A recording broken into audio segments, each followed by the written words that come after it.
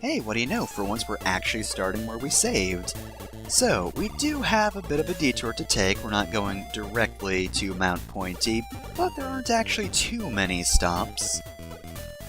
Now, quick note about Mount Pointy. This is probably the point of the game which annoys a lot of people playing. And there's good reason for that. Finding our actual goal is really annoying, and we'll see why soon. Of course I'm going to skip around a little bit, though I'm sure we'll see a giant snail at some point. Want to show those guys off. Of course, first, I believe we're also uncovering the shortcut, right? Yeah, right here. Now this does stick out a little bit, but yeah, I missed it the first time around, and did not bash it with an elephant, so I will fix that. Now, like I said, that's just the shortcut I mentioned a few episodes ago, so I don't need to go through it, but figured I'd uncover it just for completion's sake. And yeah, that's the giant snail. It's kinda creepy, but it really doesn't do anything. You just whack it until it decides to go away. And that's pretty much it for Snail Wasteland. Let's move on to the next thing. I said we were done with Snail Wasteland, but that wasn't quite correct. I mean, I'm not going to be showing you the entire thing, but there are still a few secret things here and there.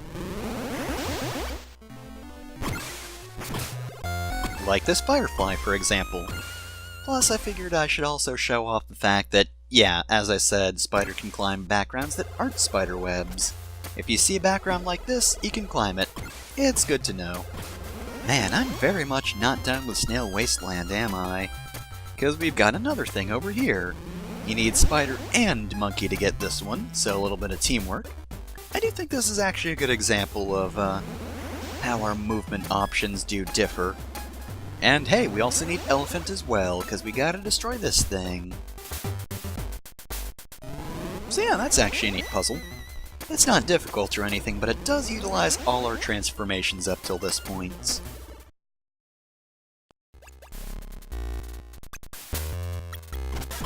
Alright, so, what do we find in this cave? Ooh, actually, I think I remember. It's a thing that's not quite as useful as I'd like it to be, unfortunately, if it's the thing I'm, thinking of. Oh wait, no, this is the secret waterfall area, though I'm pretty sure the thing I was thinking of is here. I know I'm being very vague, but we'll see what that is soon. I know I get it in this episode. It's not this firefly, of course, because, you know, it's just a firefly.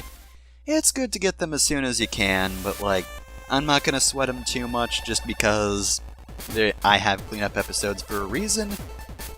I will wait for one episode in which to be incredibly bored by waiting until night to get a single thing.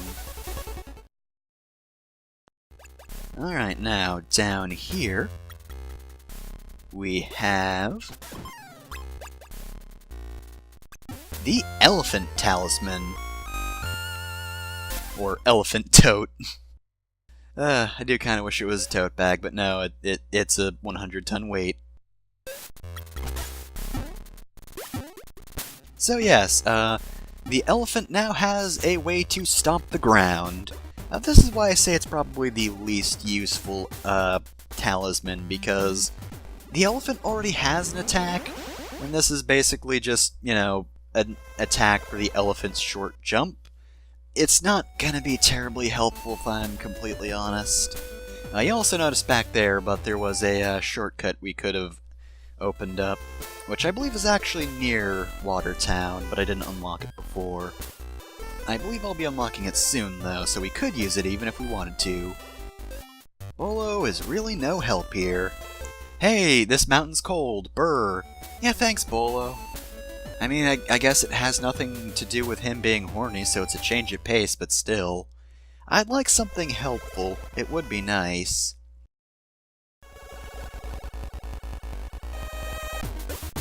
Okay, yes, so before we warp over to Oasis Town, gonna climb up this here wall and unlock a shortcut. Ooh, be wary of that fish, of course. They're just hooting and hollering as they jump around. Yeah, nothing too much up here other than this very suspect, idol head? Piece of art that I'm about to destroy. Alright, that's done. It looked like a little leap of joy, but no, that was just me showing off the stomp. That's probably going to be the only time you see it, because again, least useful animal attack. Okay, so we're heading into Oasis Town because I figured we should get as much advice as we possibly can. So let's go see our good old buddy Sky. She's been so helpful thus far. Alright, Sky, what's the good word? What do you gotta tell us about Mount Pointy?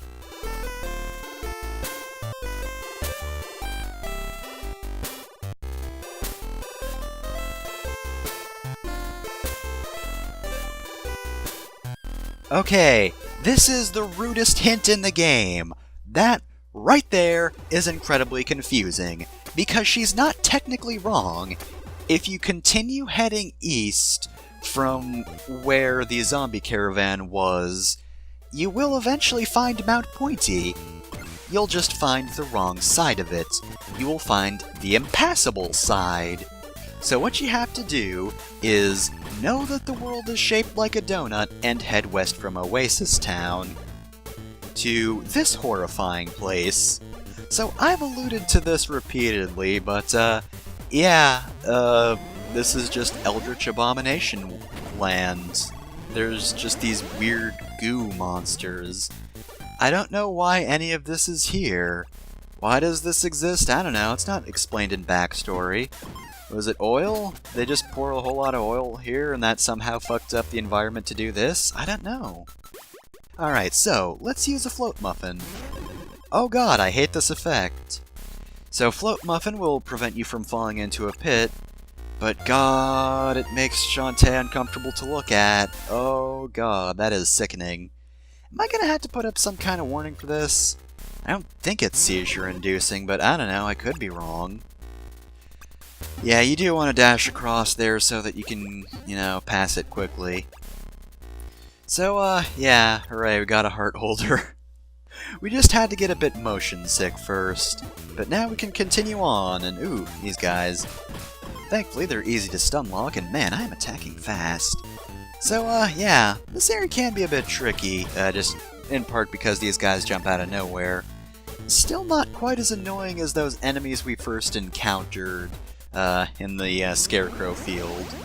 Honestly, that's a bad first impression of this game, because they are some of the worst enemies in jumping out of nowhere and nailing you with contact damage.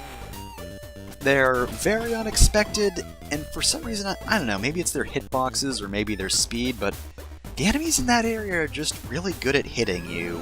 Or me, I don't know. Maybe I'm the only one with this problem. Okay, so you can't actually make this enemy really easy by jumping over it, or sort of doing a half jump, because if you're over that enemy, then it will attempt to attack above itself. I mean, to be fair, I stun locked it as it was, so it wasn't so bad, but still, if you want an easy trick to kill it, then yeah, just sort of half jump over it to bait it into attacking so it won't attack out of nowhere. And oh yeah, by the way, I should probably point this out when we actually see it, but one of the reasons this area is super creepy is just one of the things that is very common throughout this entire place. It's in the background, and although we won't see it for a while, it's also in the foreground as well. Also, this place is just downright creepy at night. I love the color palette. It's so good! This is like one of the best nighttime versions in the game, which is the opposite from that, rainy... Oh, right there. There are just bugs impaled on giant pillars in this area. Again, I don't know why. It's just a thing that happens here. Anyway, though, what was I talking about again? Oh yeah, the Rainy River area. I didn't like that area as much at night, and oh my god, okay, I forgot this happened right here, but holy shit, I got super lucky here. Because, again, the zombie caravan only appears at night, and it is at random spots throughout the entirety of the map, not just the general Cackle Mound area. So there's actually a good chance that you will never see the zombie caravan again, which I kind of thought I wouldn't. But it's a good thing I didn't spend my warp squids back at Scuttletown, because it's a lot more useful here. Of course, warping to the zombie caravan means you will just end up in a random area, and it might not be that useful to warp to, but yeah, it can appear between any two areas. It's not great, which is why you might want to save the warp squids if you can. But honestly, this is such a better use for the warp squids than using them in the next area, because the next area is like the least useful warp location. That being said, though, if you're wondering why I didn't talk to Roddy Tops, it's due to the fact that Roddy will only challenge you to a race. If she gives you advice, it's probably after the race, but I didn't bother with that, so I don't know.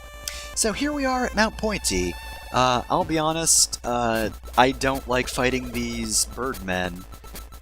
They have an attack in which they just really try to stab you. It's a flurry of stabs, and it's really hard to avoid. It's got a wide area of attack, and it's basically impossible to attack past them. So, I'll be honest, I don't think I ever kill one in this LP. I don't think I ever have.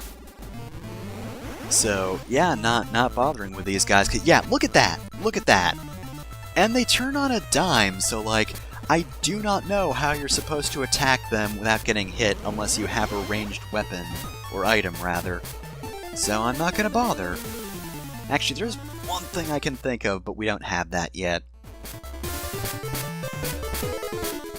But hey, we're at Bandit Town already! That was pretty quick. Even with all the detours, we managed to get here very quickly. Oh yeah, and this guy makes mention of how it's very hard to aim the storm weapon. I already knew that. Rusty Gullet's the next story location. Ah, okay, so this is where we get this bit of advice. It might not seem like it's helpful at this point since we're already past Golem Mine, but it is a good bit of advice to keep in mind. Okay, well, good luck with that, random spiky man. You frickin' weirdo. I mean, it's Bandit Town, so I think this entire place is a hangout spot for bandits, but whatever.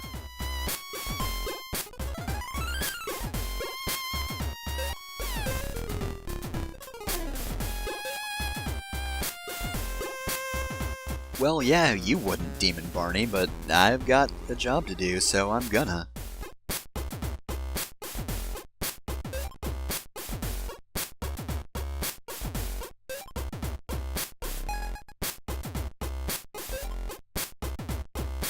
Well, thanks for the advice. I don't know how you know that, but, you know, it helps the player know that there's only 5 per labyrinth. I've mentioned that before, though, so it's not new information. Alright, this guy's also got a very important bit of information. We're not going to be getting around to this for quite a while. Well, I say quite a while. This is a short game, so technically speaking we'll be seeing it soon. But, you know, in terms of what we have to do, we've got an entire dungeon to get through first. So heal up, since the heart holder doesn't start you with a full heart. Starts you with an empty heart, and quite frankly, I don't even want to look at that. I want full hearts all the time. And I feel like that guy's scratching his chin at me, so fuck you too, buddy. Nothing new here, though. What? Flash... Fireball? Not as useful as I remember, but I did buy one, because I thought it was a ranged attack, but I don't think it was. Even though he explicitly says it's more powerful than a pike ball, which I knew was a defensive item. I was like, oh, well that just means you shoot a fireball, right? No, I'm dumb. Don't be like me. Don't need the warp squid hut since I lost all my warp squids. Alright, so, advanced genies. So, the name of this place indicates that, as long as we're in Game Boy Color mode, We can't do anything here. We do not look advanced at all. How dare you, young demon girl? So, all we can do here is go to the Rusty Gullets. I love those guys in the background. Hey, how's it going? Your color palette is suspiciously familiar. But Shantae seems fine with you, so whatever.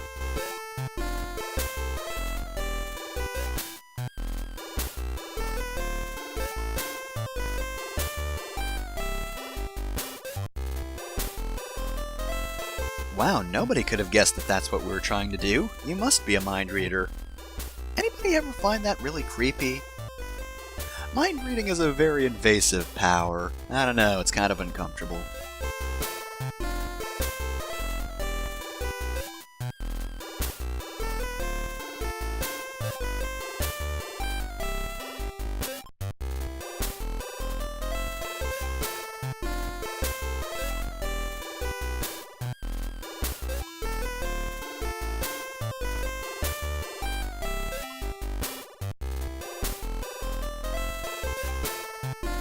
I mean, I agree, but we're kind of in the middle of something in which we need our hair to attack, so not the best time for that.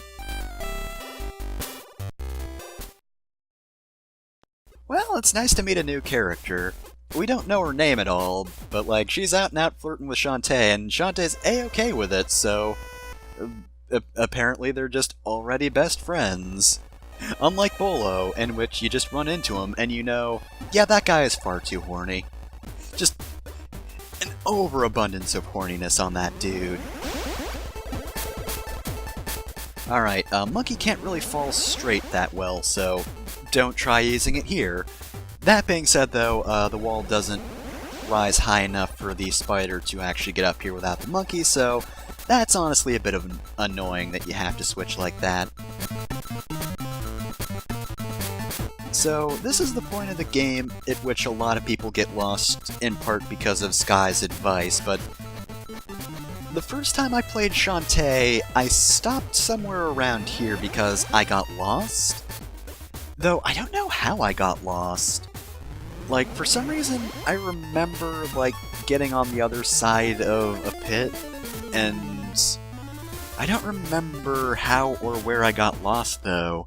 It was somewhere on the way to Bandit Town and I took a wrong turn, and for some reason I couldn't find my way back, and I cannot for the life of me figure out how I got lost like that. Just know that I quit playing the game for reasons that are now unbeknownst to me, because I know what the map looks like now, and I can't imagine where I could have gotten lost. Like, it wasn't on the other side of that pit that you need the float muffins for.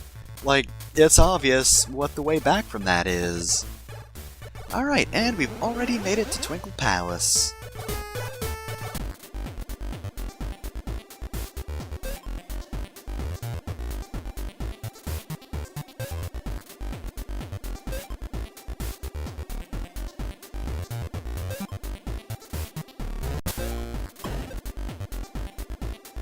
Okay, wow. Apparently all you need to open this gate are some very powerful hips. Next time on Shantae, we go in, stop Risky's plan by taking the final stone, and, I don't know, flirt with another genie? This is like the most I've ever seen Shantae like a person, so I'm going to say, probably.